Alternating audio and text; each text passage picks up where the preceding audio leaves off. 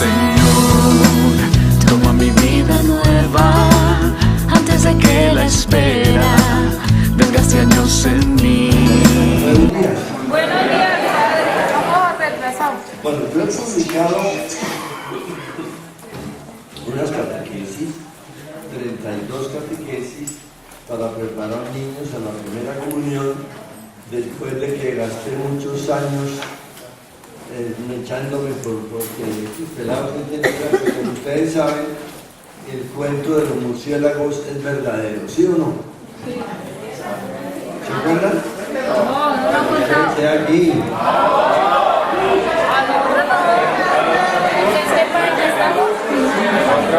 Repetir lo mismo en todas las veces. Y había un párroco que tenía unos murciélagos arriba en la cúpula y se ensuciaban en el altar, y entonces él tenía que estar limpiando el altar todos los días. Entonces alquiló una escopeta de riego y le pegó unos tiros y mató unos 6 o 7 murciélagos, los que además iban ensuciando el altar, y el furioso les puso veneno, comida envenenada, también mató a otros pocos, pero siguieron ensuciando el altar. Entonces, desesperado, fue y le dijo al compañero vecino: oiga, ¿qué hago con esta vaina? Me da que tumbar la cúpula, porque yo no puedo estar limpiando el altar todos los días. Y usted dice: bobo. Entonces, ¿sabe qué? Prepare los murciélagos a la primera comunión, que la hagan y verá que no vuelven. Está buena. ¿Ya lo he hecho aquí? Verá que no vuelven. Los que hacen la primera comunión no vuelven a comunión. Eso es verdad. Entonces, yo me dije: estamos perdiendo el tiempo. Si no meto a los papás en este cuento, eso no funciona. Entonces hice una catequesis en las que los niños y el catequista tienen que estar mandando a los pelados, a los papás, para que los papás cojan la Biblia, se preparen también con ellos y tramitan la fe, si no, pues bueno. Entonces, eso lo publican aquí, yo les dije, en San Nicolás, Merlín Editores. Ahí ustedes se ponen delante de San Nicolás, miran al altar y ahí dice Merlín, ahí los venden. Hay unos rojos para el catequista con unas orientaciones propias para el catequista, y otros para los niños y sus papás, es lo mismo menos las orientaciones. Hice otro para confirmación, porque me di cuenta de que los que se preparan se hartan de los catequesis, están locos porque se acaban rápido y después no funciona como confirmados, ¿sí o no? Sí, sí. De murciélagos. Entonces hice unas catequesis, pero con el método de la revisión de vida, en las que en cada encuentro pido un hecho de la vida de los candidatos. Cuenten algo que les pasó a ustedes, porque a todos ustedes y a mí nos gusta contar lo que nos pasa, ¿sí o no? Ya lo que me pasó ayer, ¿oíste? Entonces uno empieza a contar sus dificultades o aventuras, o lo que sea, pero son hechos de la vida. El catequista tiene que ser una persona muy experta que se prepara, y ahí le doy unas pistas para que sepa interpretar los hechos a la luz de la fe, y después lean un texto para la lección divina o estudio evangelio que ilumine el hecho ese. Entonces son 29 catequesis. Hay también 2 versiones, una para catequistas, más larga, porque tiene ahí unas observaciones. Ese vale 9.000 pesos, el de los catequistas. Y el de los candidatos, pues vale menos, porque tienen la misma catequesis. Allá están en Merlín. Publiqué esta novena de Navidad de difuntos, que traje aquí 400 pesos, 500. Y luego está la novena de Navidad, pero no la he fotocopiado para andar enredado en mis cosas. Entonces, esa de Navidad la que tienen los villancicos, pero yo no sé si Catherine sacó la fotocopia. ¿Ya le preguntaron? No. Bueno, entonces, bueno, ahí vamos. Luego, yo he publicado muchos de estos libritos de Jesucristo, de las exequias, bueno. Todo eso, pues porque me parece que necesitamos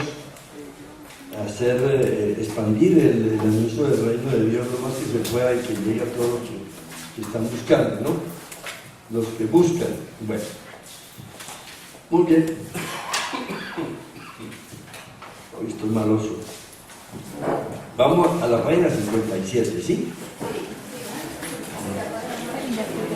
¿Cómo les fue con lo que leyeron antes? Ah, bueno, vengan, les digo, es el libro de los difuntos. Primero, hay una catequesis sobre la unción de enfermos. Los que trabajan con visita a enfermos la pueden leer con mucho provecho. Lo puse ahí no porque la unción sea para matarlo o para alentarlo, para ninguna de las dos, pero para que me saliera más barata la edición, lo junté, porque ahí se ahorra uno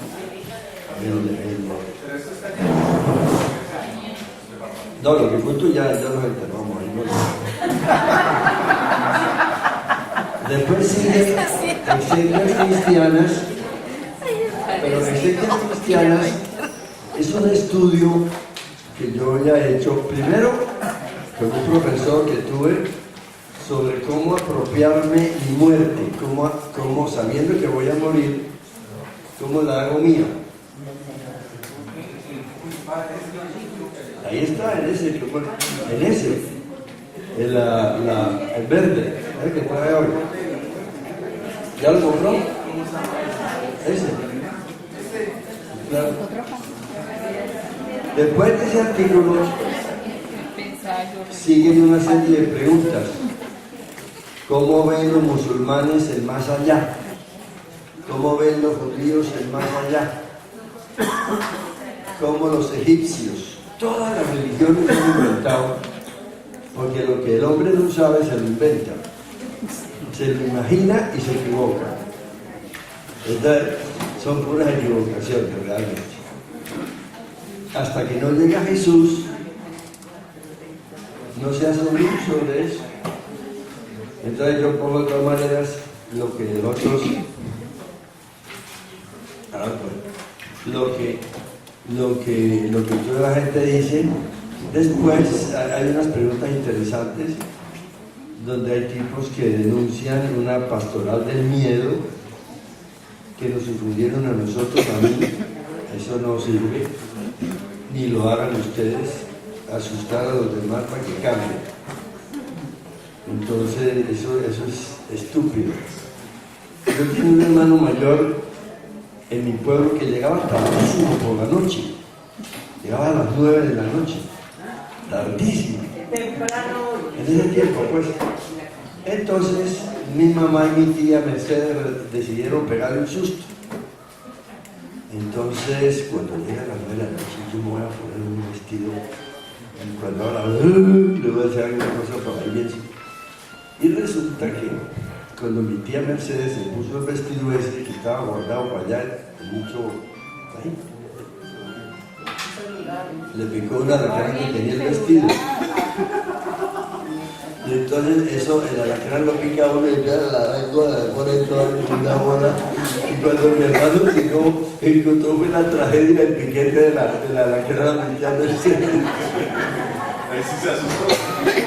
Se dañó toda la comedia esa, ¿no? Eso yo lo recuerdo, tendría 4 años, 5 años por allá, hace medio siglo, no más, un siglo. Bueno, entonces, ahí en ese librito se habla de la pastoral del miedo, que la usaron santos como San Vicente Ferrer, el santo cura de Ars, que usaron esa pastoral. Eso produjo en Europa incredulidad, porque la gente empezó a pensar, esa vaina es mentira, eso es paja. Que allá lo torturan a uno con el fuego, no sé qué, por allá, y que Dios cómo va a ser así, tal que perdieron la fe. Eso no. Después pongo lo que yo he descubierto de la revelación de Jesús sobre la resurrección, al final. Entonces, si les sirve, pues lo leen. Y ustedes se autoforman, porque ustedes tienen que formarse, tienen que continuar su formación. ¿Ve? Si el instituto les da ganas de estudiar, bendito sea Dios. Averiguar. Tienen que averiguar. Bueno, bien. 5 relaciones del discípulo. Se acabaron. Yo traigo más. Pues voy a traerle al bautismo también. La que vimos el año pasado, ¿no? ¿Se acuerdan?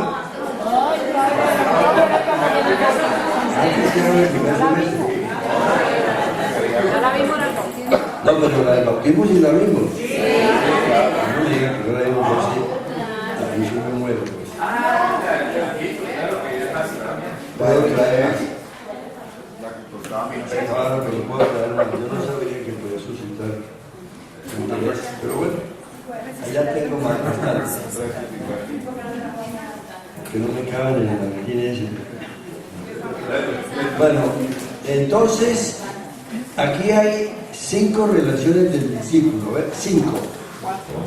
Con Dios como Padre. Vamos a descubrir esa relación tan bonita con el Padre Celestial. Porque es que la fe cristiana es trinitaria. 57. La fe cristiana es trinitaria. Tenemos que insistir mucho en eso, por Dios. Con Dios como Padre. Con Jesús como Maestro. Yo diría y hermano mayor, ¿no? Con el Espíritu Santo como guía. Ahí está. Con los demás como hermanos, que Jesús es hermano. Y con las cosas, con libertad. Bueno, vamos a leer el punto A, con Dios como Padre y Madre, porque Dios tiene también ese aspecto materno, ¿sí? A ver, lea.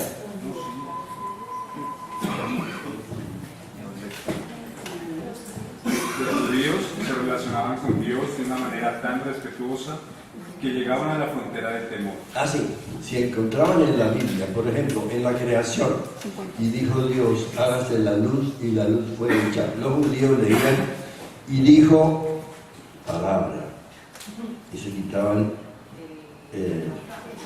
¿cómo se llama eso? La kipa.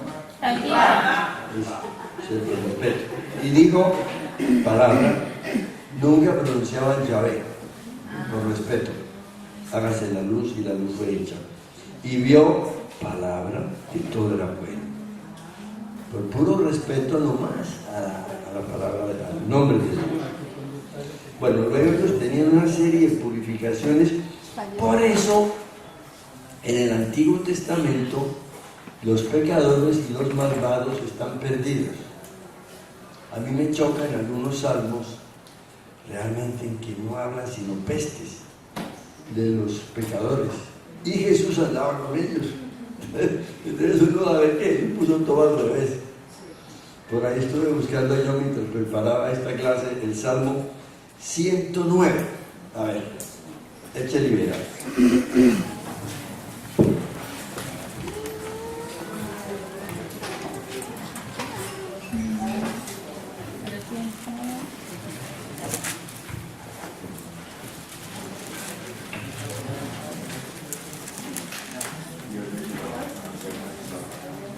Dios de mi alabanza, no te hagas el sordo, que bocas malvadas y fraudulentas se abren contra mí, y me hablan con lengua mentirosa.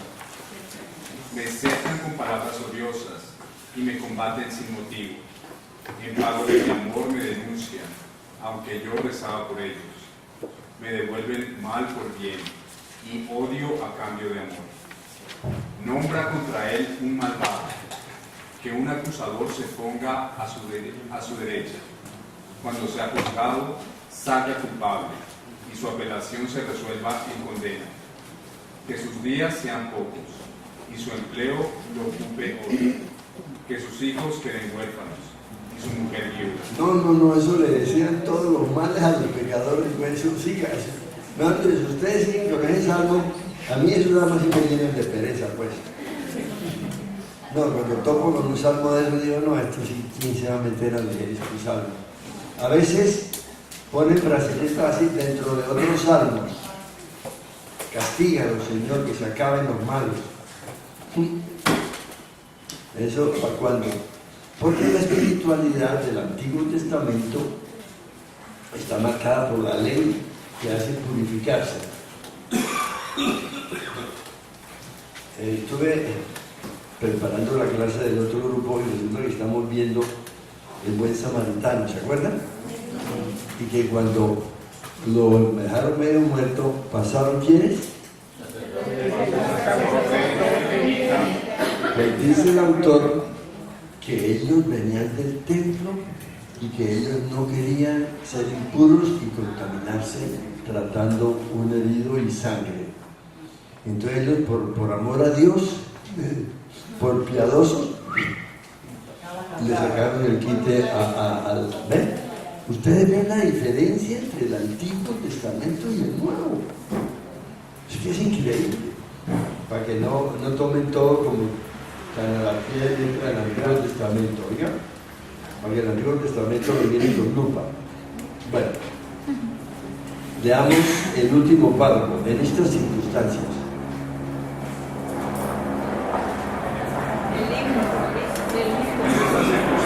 Apareció Jesús, atreviéndose a llamar a Dios con la expresión que un niño cariñoso se dirige a su padre. Ama, papacito, familiaridad, ternura, cercanía. Familiaridad. ¿Ustedes tratan a Dios así? No mucho. Ternura, cercanía. No nos han enseñado eso. Yo me siento más cercano a la Virgen María que a Jesús Padre. Eso me ha pasado hace mucho tiempo. Y justamente en mis oraciones ahora busco como ser mucho más cálido con el Padre, porque lo que usted dijo, yo recibí la catequesis de miedo, y si se porta mal se va al infierno. Y recordaba un señor que la mamá le decía, no ande con mujeres malas, y él decía, pero son las que mejor caminan. Entonces hay que como cambiar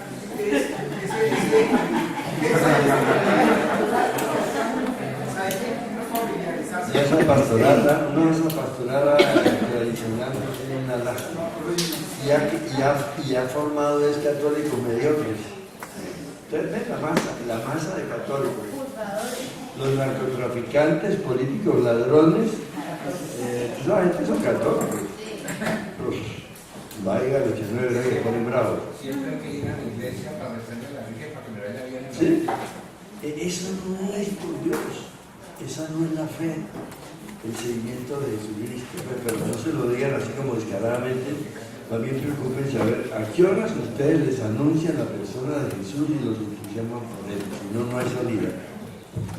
Conocer a Jesucristo, amarlo y seguirlo es la cosa.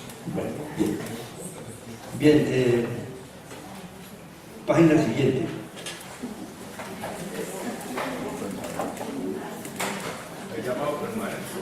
Bueno, termine ese párrafo, pues. ¿Sí?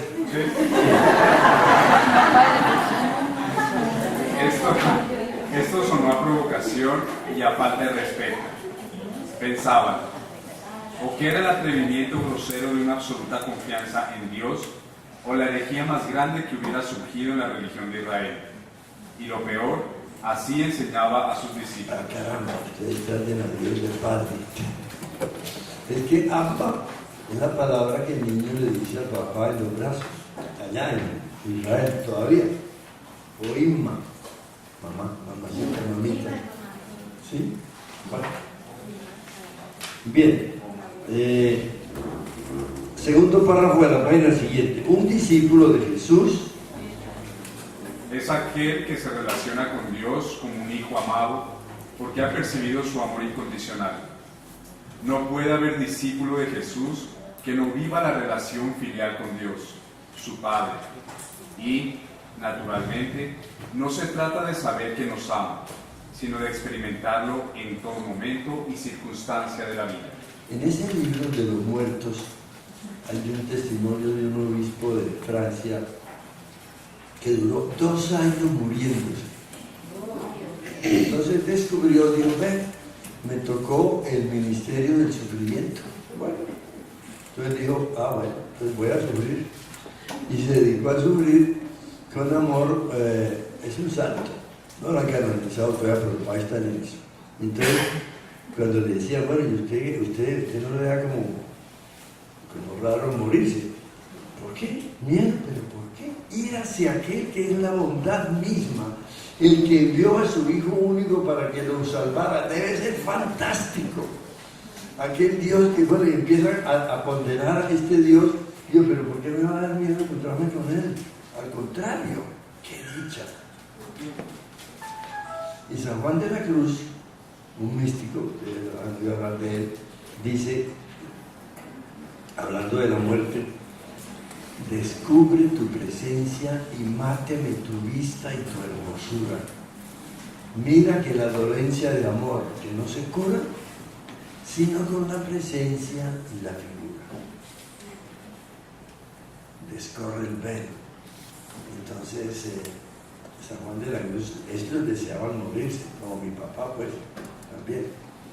Entonces, esa gente ya encuentra que no, que la muerte no es el espantapájaros que lo han pintado, eso no tiene nada de problema para un cristiano que ha vivido la vida sacramental, ¿cierto? Bueno, bien. Penúltimo párrafo, el discípulo. El discípulo confía en el amor incondicional de su Padre porque se manifiesta de manera especial en el perdón. Siempre que se vuelva a Él con corazón sinceramente arrepentido, transformado. Baste para ello recordar la parábola del hijo perdido, en la que el padre festeja con gozo el regreso a casa del hijo desagradecido, que se había ido. ¿Cómo Jesús inventa esa parábola, no? La inventa para responder a los que dicen que él anda con gente mala. Eso es del Salmo 109, ¿no? Castiga a los pecados, que se acaben los malos, todas las cosas. No, Jesús anda buscando. Entonces, ese Dios es distinto. Tenemos que encontrarlo, ¿cierto? Y bueno, se ganó esos buenos días por eso. Último párrafo, sin duda. Sin duda que el rasgo más importante de un discípulo es el poder llamar a Dios Papacito.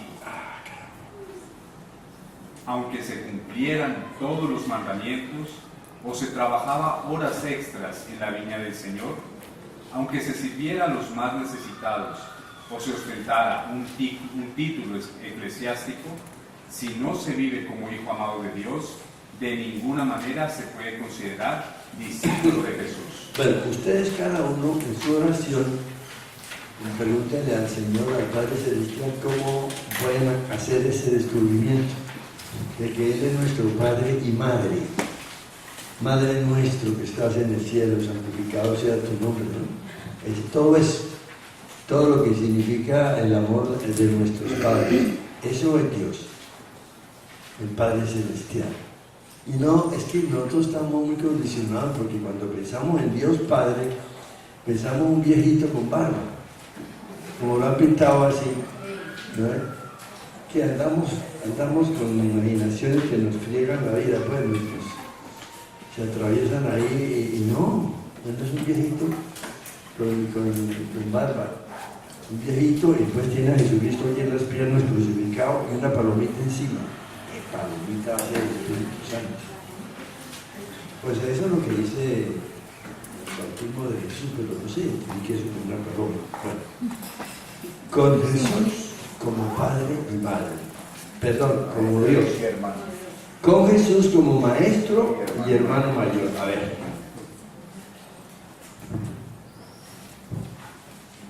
¿Cuál? Sí, con Jesús. Con Jesús como Maestro y hermano mayor. Si quisiéramos definir la relación de un discípulo para con Jesús, diríamos que lo considera su hijo, su único maestro personal, y como hermano mayor. Si ustedes ven el pie de página 34, allá lo manda a decir que es que Jesús los llamó. Es que Él los conoció allá cuando estaba llamando a Simón, a Santiago, a Juan. ¿Sí? Romanos capítulo 8, versículo 29. Léalo para que vean que el asunto de hermanos lo he inventado, pues.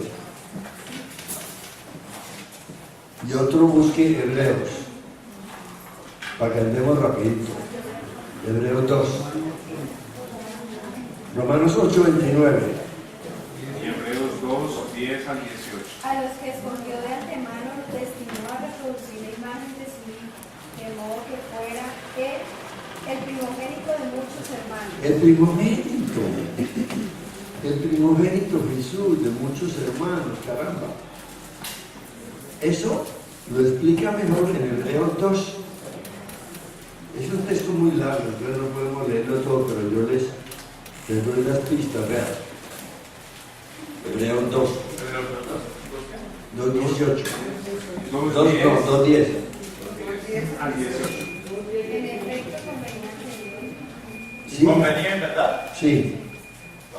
Siga.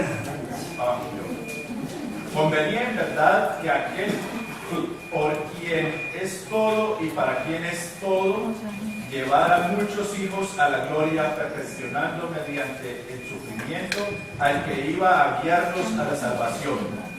Pues tanto el santificador como los santificados tienen todos el mismo origen. Origen, no es que somos humanos, Jesús y nosotros.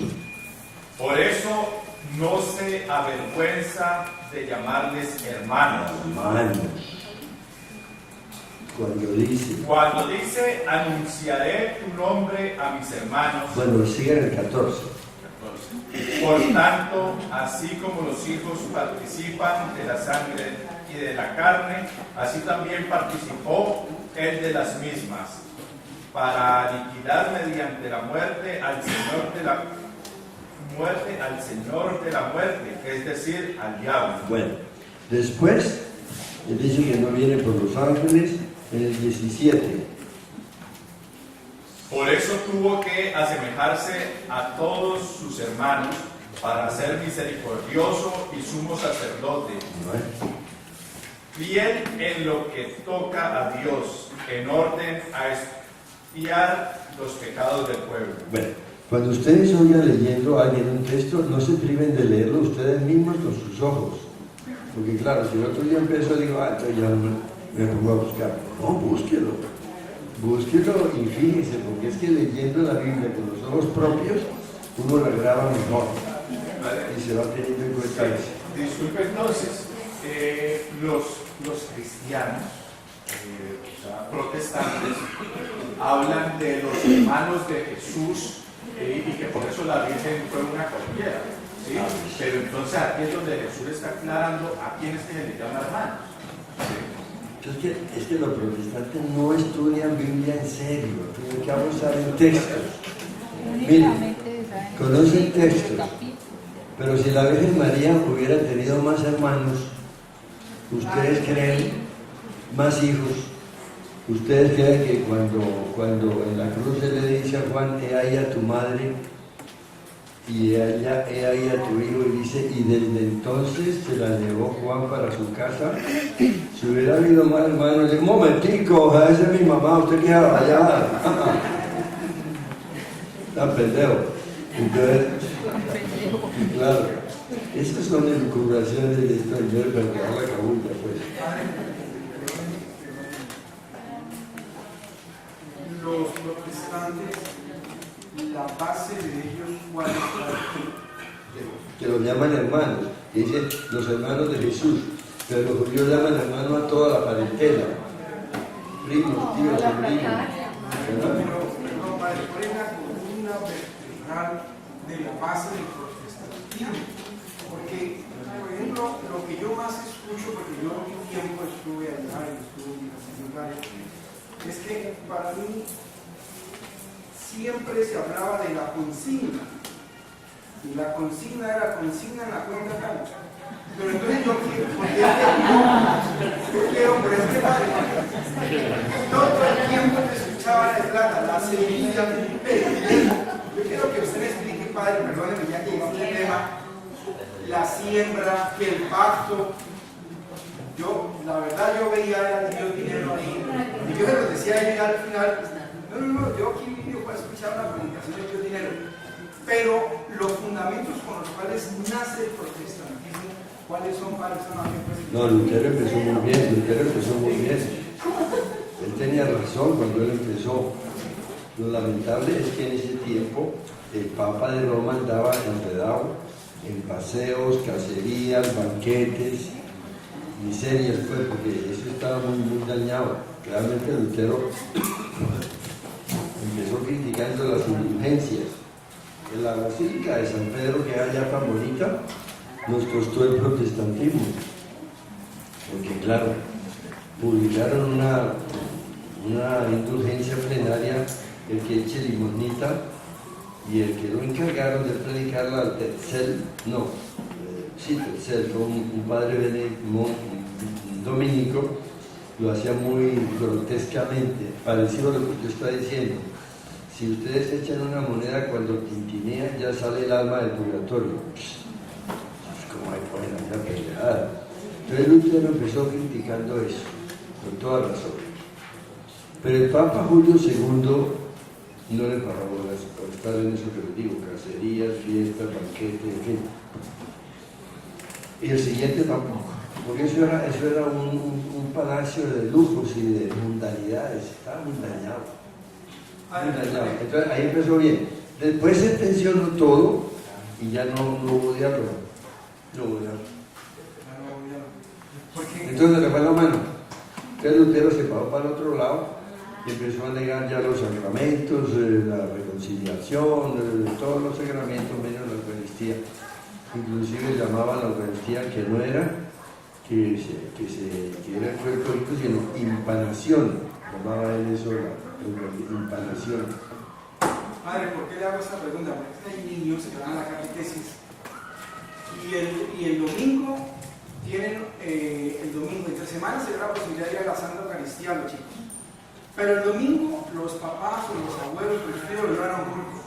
Entonces ese niño tiene esa cabecita más confundida y no sabe ni dónde es vecino, porque resulta que lo llevan al culto con los protestantes, lo llevan a la misa, uno le da la catequesis y resulta que allí ese niño está confundido. Por eso yo he estado pensando sobre eso, porque uno le está hablando de la visión de Dios, pero ese niño está más confundido. Si usted sabe de eso, cuando haga la reunión de padres de familia, que en mi librito es cada mes, precise eso. Díganle, bueno, ¿dónde estamos? ¿Ustedes qué es lo que quieren formar entonces? ¿Y dónde, en qué iglesia están? Defínense y déjense de jugar, porque esto no les sirve ni a ustedes ni a mí. Entonces no se enredan. Sí. Yo también fui catequista y yo tenía un caso igualito a lo que tenía, pero yo lo averigué con el señor Cario, porque los papás lo mandaban y el papá decía, yo le decía al niño, usted viene a la catequesis, pero en la misa no lo veo, ¿qué es lo que está pasando? Entonces la niña no me quería decir, entonces la niña ya, profesora, lo que pasa es que mi papá y mi mamá son protestantes y ellos dicen que no tengo que ir aquí a mi misa, ¿para qué? Entonces yo le tomo al Señor y él mismo me dijo a mí, llame al papá y hable con su párroco de la iglesia para que él salga y le diga, ¿por qué esto no es permitido? ¿Qué es lo que pasa con los protestantes? Que ellos solamente permiten que el niño, porque yo lo después, que el niño haga la primera comunión solamente para que reciba sería a Cristo, pero de vaya no más de religión, que es la falta de respeto a la iglesia católica, porque también bueno, entonces defínenlos.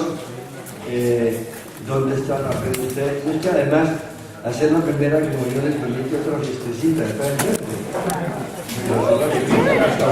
Bueno, ¿ya no? No, así no juego. Les queda para esta semana estudiar. Miren, por su cuenta, por favor. Hasta la página. Sí, todo el capítulo 4, mejor dicho. Hasta la página 81, sí. 81. Y si tienen preguntas sobre eso, las hacen. Pero háganlo en serio, pues. Ustedes saben leer y escribir, ¿no? A ver, lean. Llévame donde los hombres necesiten tus palabras, necesiten ganas de vivir.